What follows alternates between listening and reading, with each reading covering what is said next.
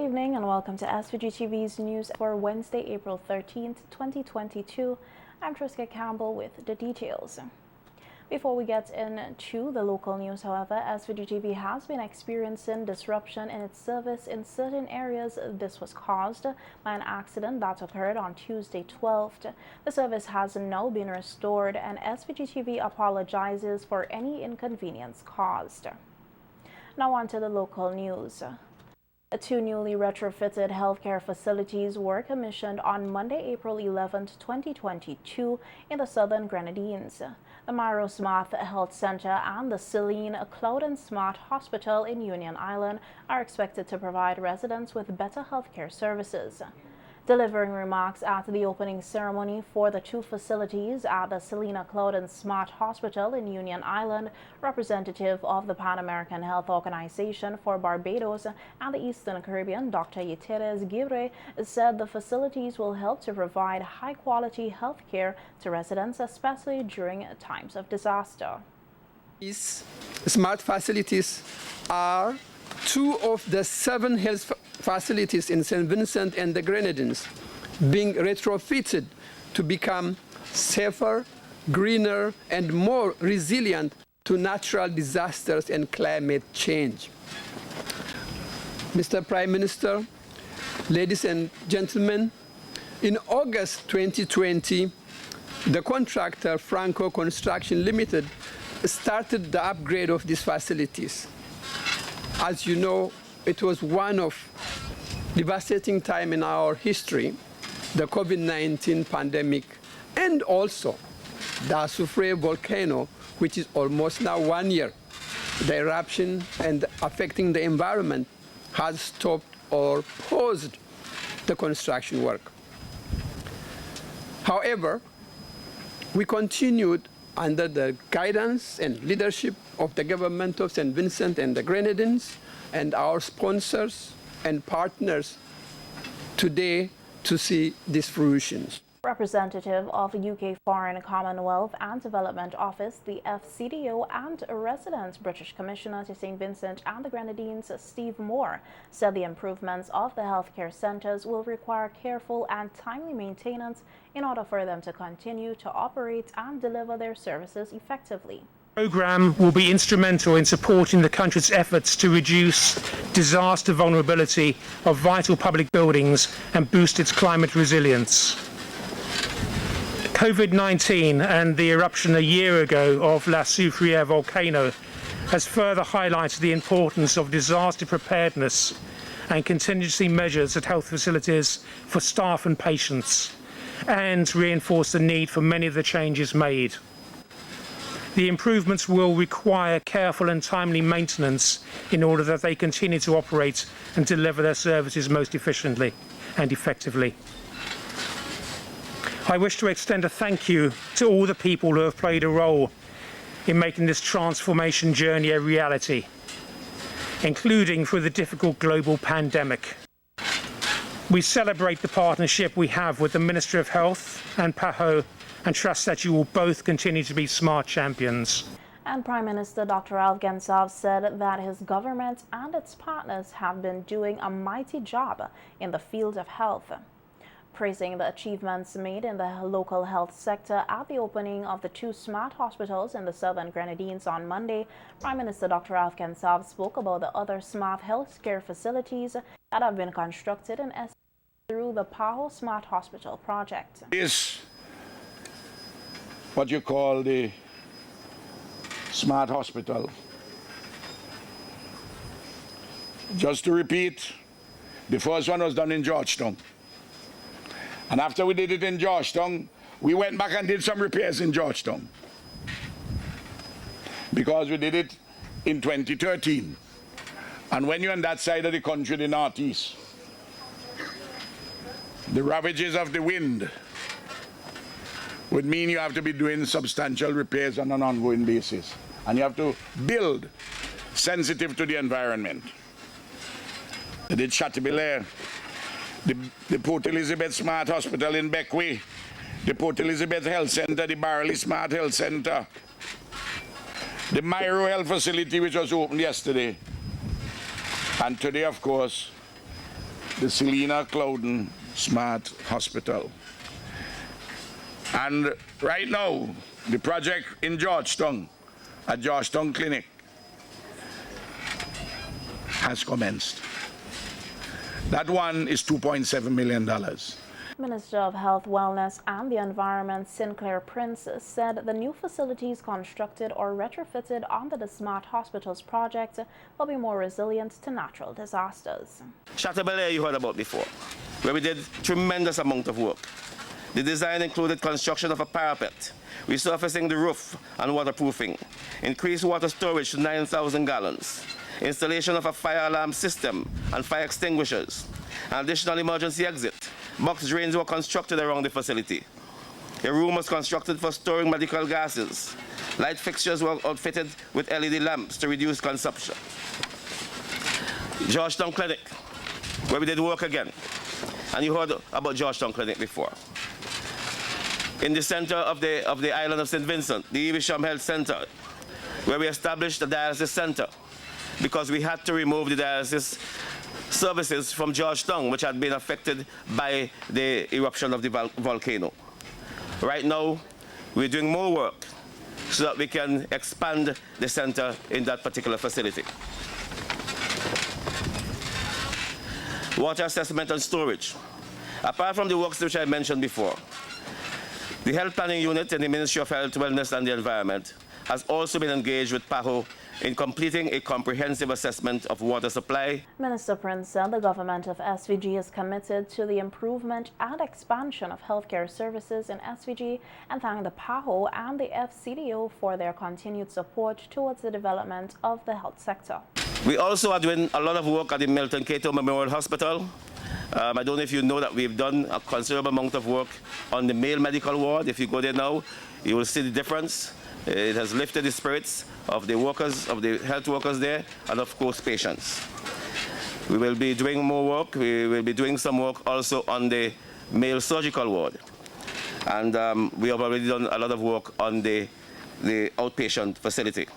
That's in the region, costing in the region of $1.6 million. It bears mentioning, too, that we are talking about as we are talking about the enhancement of health services here, that we just installed a new fluoroscopy machine at the Milton Cato Memorial Hospital in Kingstown, and we have acquired a machine which we call the CT scan that is to be installed soon, within the next few weeks. And of course, we're doing some negotiations with a partner foundation where we will have an MRI installed in St. Vincent and the Grenadines before the end of the year. The Myra facility was built at a cost of $1.1 million and the Union Island at $2.3 million. They were both funded by the Foreign Commonwealth and Development Office, the FCDO, of the UK government, formerly the Department of the International Development, CFID. In other news now, Director of Grenadines Affairs Edwin Snag has expressed condolences to the family and friends of their lives as a result of the tragic incident on sea involving SVG-registered cargo vessel MV Fairchance, which overturned in TNT waters on April 2nd, 2022. The vessel was en route to St. Vincent to deliver supplies when rough seas caused the boat to overturn. 2 of the 7 crew members who were able to climb out and made their way onto the hull were rescued by passing a pleasure craft. The body of one of the 5 missing crew members was recovered earlier this week, and the others are still to be recovered. Speaking at the opening ceremony for the Smart Hospitals in the Southern Grenadines, Snag said that it has been a trying time for the residents of Union Island. I just want to let you know how this community feels, because it is indeed a sad and trying time, you know, for all of us.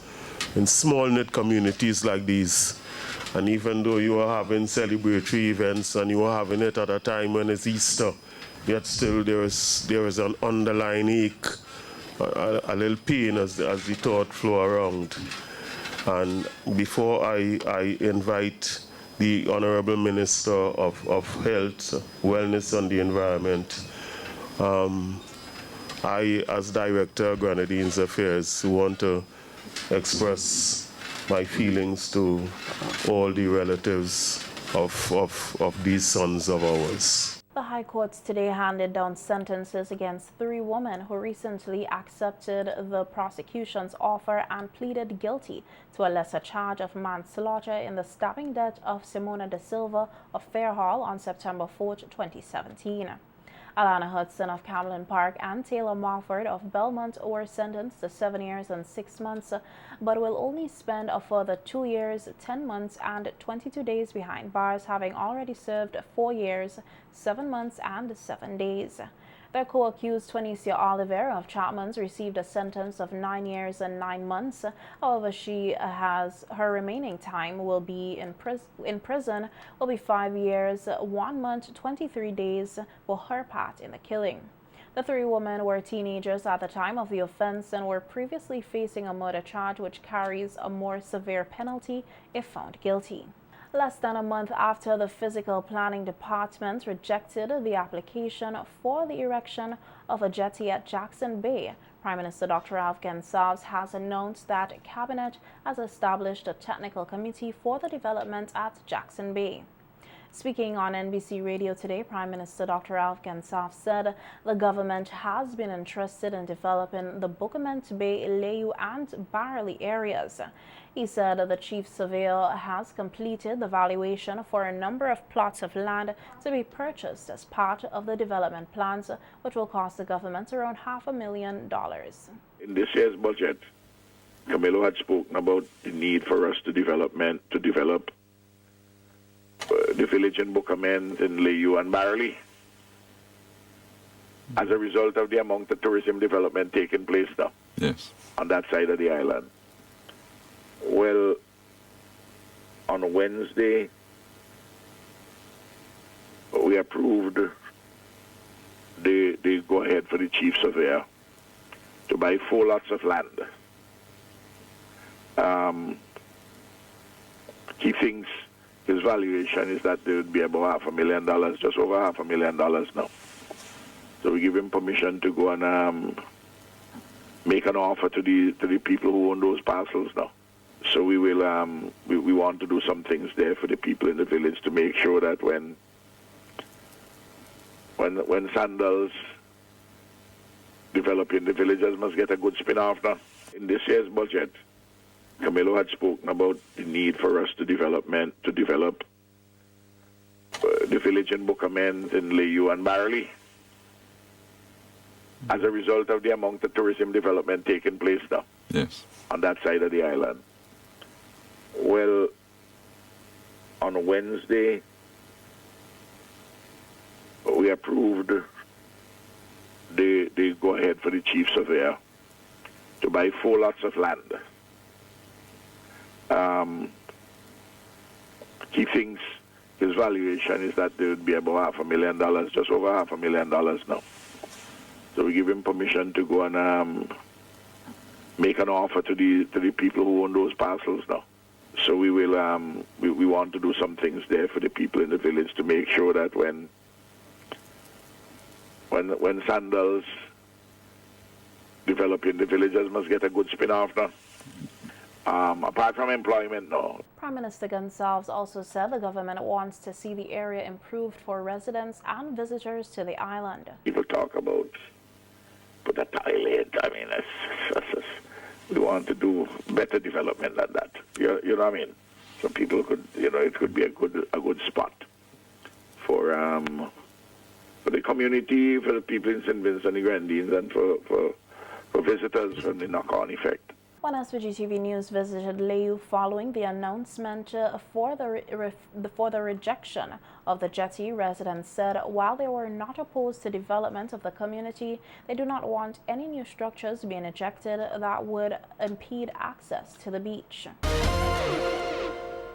The Ministry of Education yesterday held a workshop for education officers on remodeling education for resilience and sustainability.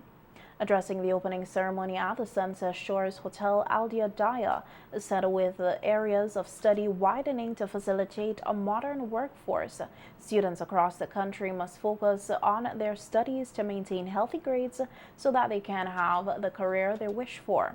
Daya noted that although there are many celebrities who exceeded the expectations of others for not having advanced schooling, the primary factor that remains is that they are all completed basic education, which is something the students who look up to them must take note of. We have all celebrated the Mighty Sparrow's melodious refrain. Children go to school and learn well. Otherwise, later on in life, we will catch real hell. Without an education in your head, your life is full of pure misery, and it goes on. However, this conviction comes up for scrutiny when we research and Rihanna brandishes a net worth of $1 billion. She could be any of our daughter. Comedian Chris Rock, 79 million. Steve Jobs, business tycoon, over 10 billion at the time of his passing. And our very own Oti Myers, may his soul rest in peace, while his net worth is unpublished, the evidence suggests a man of substance. What do these individuals have in common? According to the literature, they have all ended school prematurely. We must not forget that they all completed basic education. They simply did not move on to higher education. For us as educators, their success strongly emphasizes the diversity of learners and the significance of strong system leadership. Daya said that such statistics emphasize the diversity of learners and the significance of a strong system leadership, and urged the educators to personalize learning that is best suited for all their students. Education officers must be deeply engaged with the organization of teaching, learning, curriculum, and assessment in order to ensure that learning is increasingly personalized for students. Therefore, our objectives here today are, first, to re-examine our roles as system leaders, to reflect on our practice and how we collaborate with stakeholders to meet the needs of 21st century learners. Second, we will examine the challenges and risks that tend to hinder our progress, after which we would construct appropriate mitigations to ensure effective implementation and sustainability of education programs. Thirdly, we seek out solutions. We will explore the underpinnings of an important program, that is, the OECS Program for Educational Advancement and Relevant Learning. Finally, we aim to build cooperation, a collaborative spirit, and program ownership of the Pearl in St. Vincent and the Grenadines. Carnival Development Corporation, the CDC, has distanced itself from a VincyMass calendar of events for 2022, which has been making its rounds today on social media. The CDC said it did not sanction the flyer and therefore it should not be considered as an official, noting that in due course it will provide the official 2022 VincyMass calendar of all CDC-produced events. The release further noted that with the help of stakeholders, the CDC will continue to work towards staging a successful VincyMass 2022. As part of the Easter weekend activities, the Fancy Heritage Organization will this Saturday, April 16, 2022, host a Back in Time Family Festival at the community playing field from 9:30 a.m. The festival will feature a number of games and toys of yesteryear. The Fancy Heritage Organization was recently formed out of the need for residents to come together and help to rebuild the community, which was affected by the eruptions of La Soufrière last year as well as Hurricane Elsa.